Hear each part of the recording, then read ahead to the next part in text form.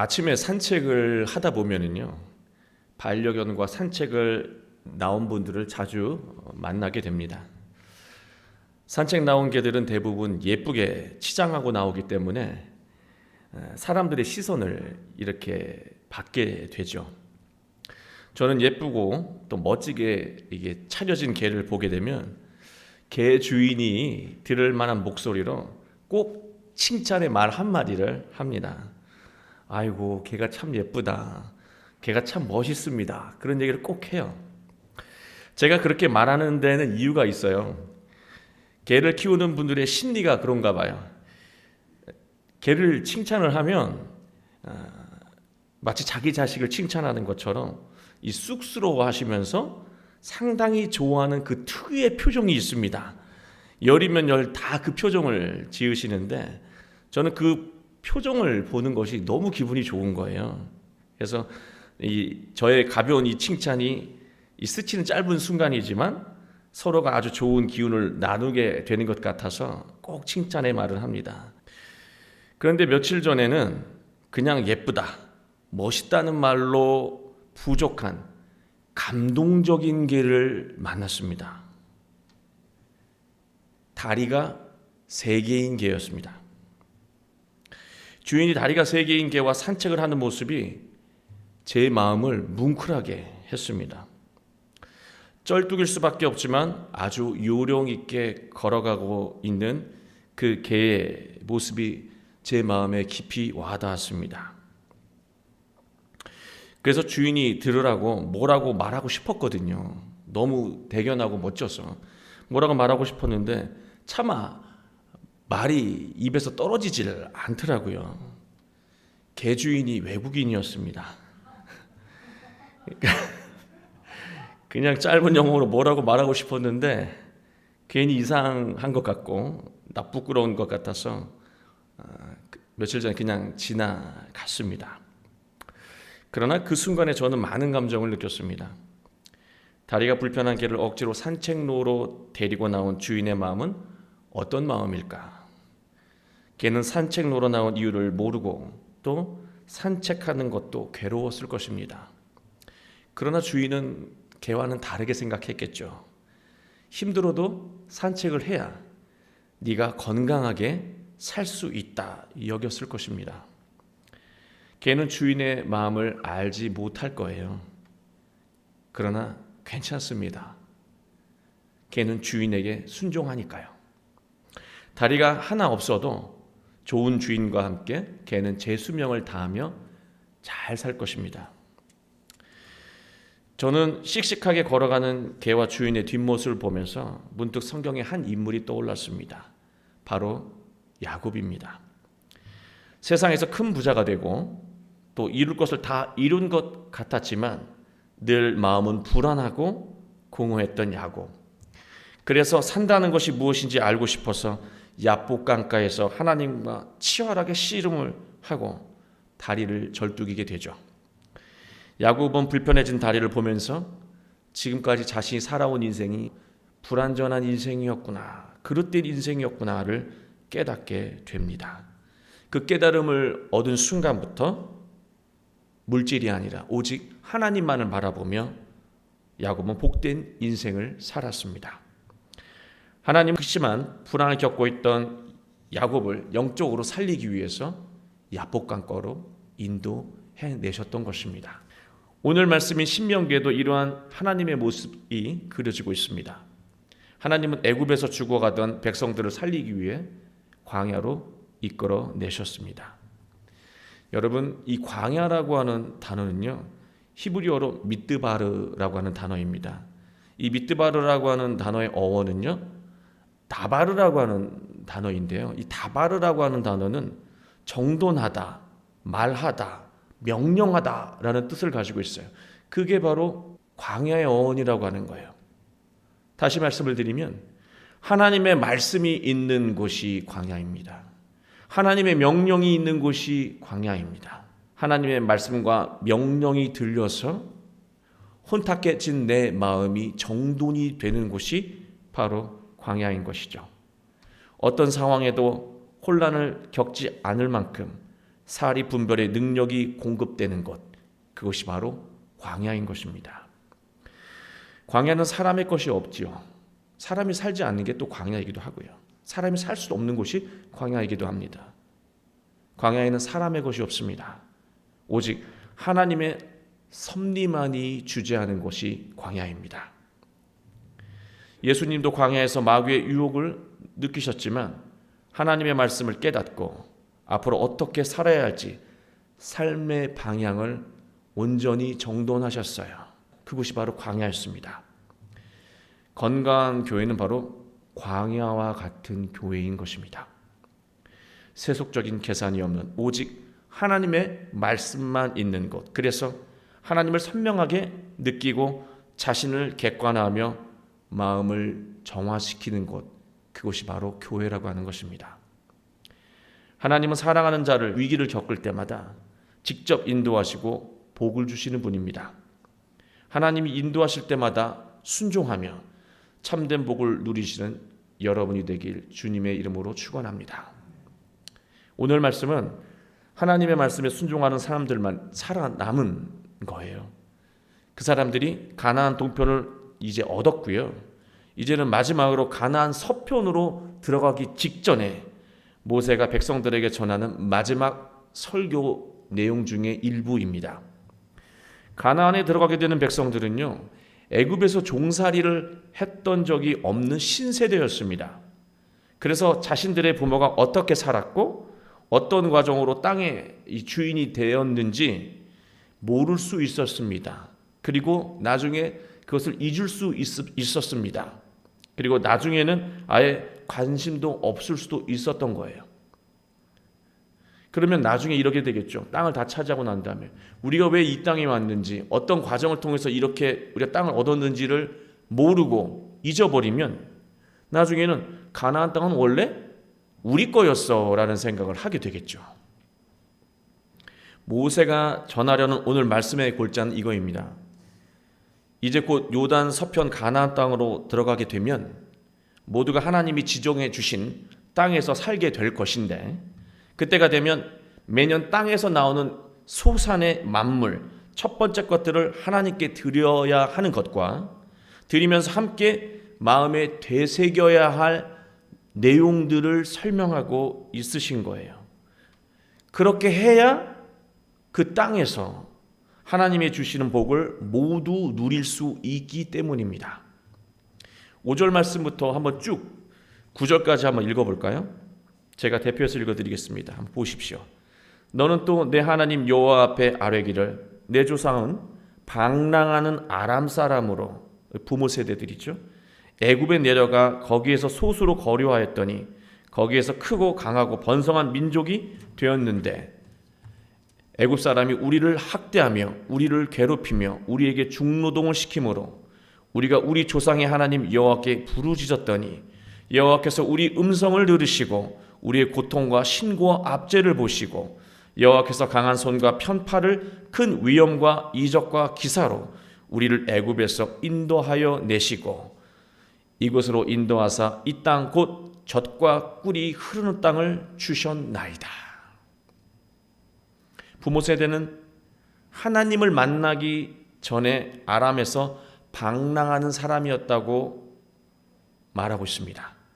이 방랑하다라고 하는 이 아바드라고 하는 단어는 길을 잃다, 헤매다, 파괴되다, 망가지다 라는 뜻을 가지고 있습니다. 부모들은 아람 땅에서 헤매이며 망가진 인생을 살던 사람, 그러다가 겨우 애굽으로 먹고 살기 위해 내려갔는데 거기에서는 또 노예로 붙잡혀서 중노동을 당하던 사람들이 바로 너희들의 부모였다라고 하는 거예요. 하나님은 땅의 소산을 드릴 때 왜 부끄러운 부모의 과거를 함께 기억하고 이렇게 되새기라고 하셨던 것일까요? 하나님이 부모를 이끌어내지 않았다면 너희도 그 불행한 신세에서 벗어나지 못했을 것을 기억하라고 하는 거예요. 하나님의 은혜를 기억하라고 하는 거예요. 지금 이렇게 살아가고 있는 것은 모두 하나님의 은혜임을 항상 기억하라고 하는 거예요. 초라한 부모님의 이 과거를 기억하라는 데 초점이 있는 것이 아니라 하나님을 만나기 전에는 이런 인생이었고 하나님이 인도하지 않았다면 너희들도 똑같이 이렇게 살았을 거라고 하는 말씀입니다. 하나님이 생색내는 것을 좋아하시는 것일까요? 결코 아닙니다. 하나님은 백성들이 복을 누리며 살게 하시려고 은혜를 기억하라고 하신 거예요. 하나님의 은혜를 기억하는 것이 왜 복을 받는 것이고 행복의 길이 되는지 오늘 함께 나눠보려고 해요. 은혜를 기억하는 사람은요, 겸손을 잃지 않게 되기 때문에 그렇습니다. 사람에게 위기는요, 한순간에 다가오지 않습니다. 자신도 모르는 누적된 일로 인해서 다가오는 것이 위기입니다. 바로 교만이죠. 사람이 교만해지면 자신을 객관적으로 보지 못하게 되고요, 언행이 위험 수위를 넘나들게 돼요. 이러한 분별력이 삶에서 사라지게 되기 때문에 결국 위기를 맞이하게 되는 것입니다. 겸손은요, 미덕이 아니라 생존입니다. 겸손하지 않으면 사람은 죽는 거예요. 우리는 겸손을 자신을 낮추는, 예의상 사람들 앞에서 자신을 낮추는 말이라고 착각할 때가 있어요. 그 정도가 아니에요. 사람이 겸손하지 않으면 위기에서 벗어날 수가 없고요, 위기를 모면할 수가 없는 거예요.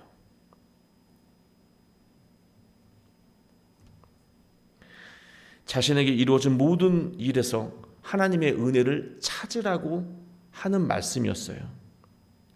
하나님이 어떤 시점에서 어디에서 또 누구에게 나를 도우셨는지 은혜의 과정을 치열하게 복기하라고 하는 거예요. 너희 부모님이 어디서 살았지? 거기서부터 해서 그 은혜의 과정들을 치열하게 거꾸로 올라가면서 복기하라고 하는 거예요. 지금 우리가 여기서 어떻게 행복하게 사는 거지? 집을 갖고 곡식을 수확하면서 어떻게 사는 거지? 출애굽했기 때문에. 출애굽은 어디서 있었지? 애굽에서. 애굽은 누가 탈출시켜 주신 거지? 하나님이고, 하나님 이전에 만나기 이전 어디서 방랑했지? 다 찾아가는 거예요. 치열하게 복기를 하는 거예요. 그게 바로 하나님의 은혜를 겸손하게 찾아가는 것입니다. 내가 지금까지 살아올 수 있었던 것은 부모님의 사랑과 희생 때문이라고 하는 것, 지금까지 이루어진 모든 것은 아내의 헌신이 아니었으면 불가능했다는 것, 남편의 수고가 아니었으면 어려웠다라고 하는 것, 자녀들이 주는 기쁨과 그들의 순종이 아니었다면 아마 힘들었을 것, 그것을 기억하는 거예요. 그것을 끝까지 찾아가서 느끼는 거예요. 적절한 순간에 이루어진 친구의 위로와 동료의 도움 덕분에 모든 일을 잘 마칠 수 있었다는 것을 기억하는 것입니다. 그러나 이 모든 것들은요, 하나님이 나를 위해서 때와 사람을 치밀하게 준비하시고 적절하게 진행하신 일이었기 때문에 가능하다라고 하는 것을 인정하는 것, 그게 참된 겸손이라고 하는 거예요. 제가 한 일이 아니죠. 이렇게 가볍게 자신을 낮추는 그 정도의 말이 아니라요, 내가 이룬 모든 것들을 거꾸로 복귀하면서 하나님의 모든 손길들을 다 확인하는 거예요. 그리고 고마운 사람들을 다 복귀하는 거예요. 그게 겸손이라고 하는 것입니다. 하나님의 은혜를 기억하면서 치열하게 겸손하려고 노력하는 사람은 늘 올바르게 판단하며 삶의 목표를 이루게 됩니다. 하나님의 은혜를 기억하는 또 하나의 이유가 있습니다. 은혜의 기억은 위기의 순간에서 놀라운 회복의 능력을 발휘하기 때문에 그렇습니다. 사람이 위기를 겪게 되면 눈앞이 깜깜해져요. 눈앞이 깜깜해진다는 그런 뜻은 무엇을 어떻게 해야 되는지 사리분별이 도무지 안 된다라고 하는 거예요. 뭘 해도 죽을 것 같은 불안감과 두려움에 휩싸인 그런 상태인 거예요. 그래서 아무것도 할 수가 없게 된 거예요. 그 순간에 또 하나 심각한 일이 벌어지는 것은 하나님이 지금 이 순간에 나와 함께 하신다는 사실을 잊게 된다는 말씀입니다. 하나님에 대한 믿음도 위기와 함께 사라지는 거예요. 위기를 만났을 때 하나님이 함께 한다는 그 사실, 그리고 하나님에 대한 믿음도 사라진다는 거예요. 상담가들은요, 사람이 깊은 절망을 느낄 때 자신의 행복했던 기억을 떠올리라고 말합니다. 그러면 그 기억이 회복에 큰 도움을 준다고 말해요. 하지만요, 사람과의 행복했던 추억은요, 일시적인 효과밖에 없어요. 부모님과 행복했던 기억은 지금 내가 겪고 있는 위기에서 잠깐 나에게 위로를 줄 뿐 구체적인 길을 제시하지는 못한다는 거예요.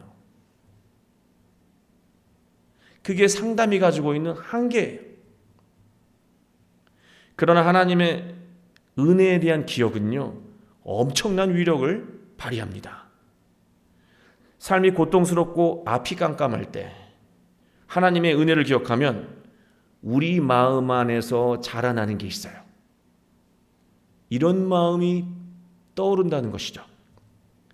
하나님은 과거에 나에게 은혜를 베푸셨다. 지금 내가 두려움에 눈이 가려져 하나님의 은혜의 손길을 전혀 느끼지 못하고 있지만 하나님은 지금 이 순간에도 나에게 은혜를 베풀고 계시다는 사실, 나를 선한 길로 인도하고 계시다는 그 믿음을 내가 가져야 한다는 사실, 그 믿음을 가지고 이 상황을 의연하게 대처하자. 이러한 마음들이 떠오르는 거예요. 그 은혜의 기억 때문에. 은혜를 기억하는 것은 오늘 은혜가 느껴지지 않아서 그 오늘 은혜를 회복하기 위한 과정이라고 하는 거예요. 그러면 우리 안에서 믿음이 생기고, 믿음이 생기면은요, 어떤 일이 일어나냐면 극심한 불안에서 벗어나게 됩니다. 하나님께서 인도해 주실 거야 라고 하는 안심이 되게 되면은요, 우리를 묶고 있던 극심한 불안에서 벗어나게 되는 것이죠. 사람은 불안에서 벗어나는 순간부터 판단력이 되살아나고요, 능력이 발휘되기 시작합니다. 지금 어려움을 겪고 있는 분이 있으시다면 과거에 베푸셨던 하나님의 은혜를 기억하시기 바랍니다. 하나님은 여러분의 믿음을 회복시키시고 여러분의 이 혼란을 겪고 있는 마음을 정돈해 주시고 판단력과 능력을 채워 주실 것입니다. 하나님의 은혜를 기억하는 또 하나의 이유는요, 우리의 삶을 윤택하게 만들기 때문에 그렇습니다. 은혜를 소박하게 말하면 고마움이에요. 감사함입니다. 우리가 고마움을 느끼지 못할 때가 있습니다. 언제입니까? 타인의 도움 없이 내가 다 했다는 생각이 가득할 때입니다. 내가 수고해서 이거 다 이룬 거라고 여길 때예요. 이러한 마음은요, 자기 의로움이에요. 내가 다 했다라고 하는 것이죠. 아무도 내가 이렇게까지 하는데, 이것을 이루는데 도와주지 않았다, 내가 다 해낸 것이다라고 여기는 마음, 이것은 자기 만족이 아니라요, 자기 의로움이에요. 이처럼 삶에서 고마움이 증발하면 사람은 저절로 이기적일 수밖에 없고요, 인색해질 수밖에 없습니다.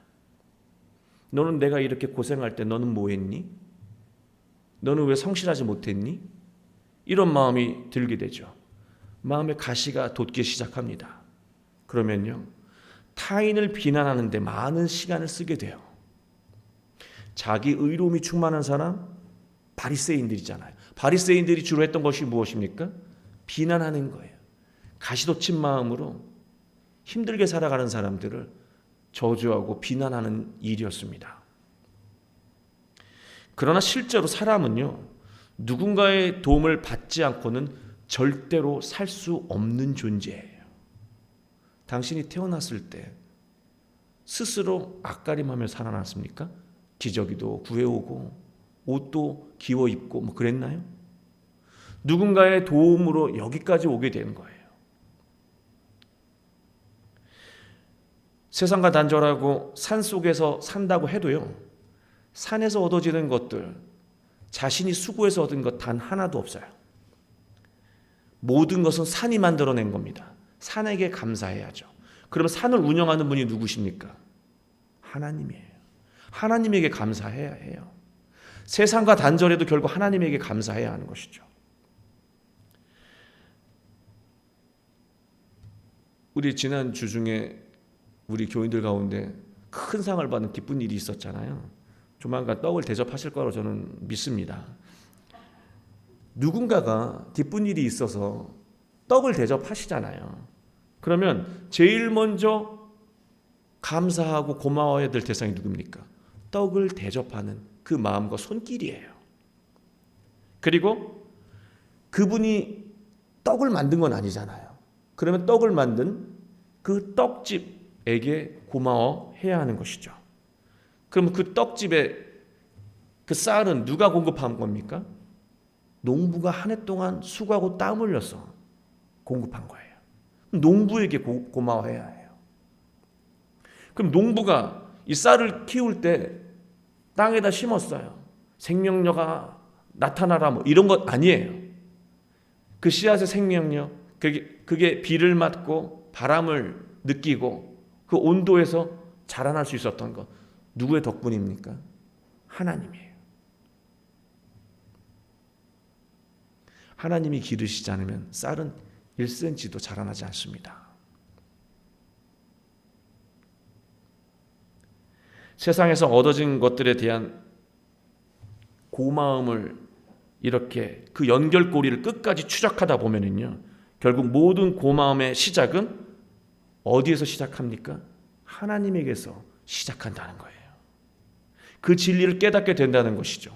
세상의 모든 것들은, 내가 얻은 모든 것들, 세상에서 얻어진 모든 것들은 하나님에게서 시작됐다는 것을 알게 된다는 거예요. 사람에게서 고마움이 사라지게 되는 가장 큰 원인이 무엇인지 아십니까, 여러분?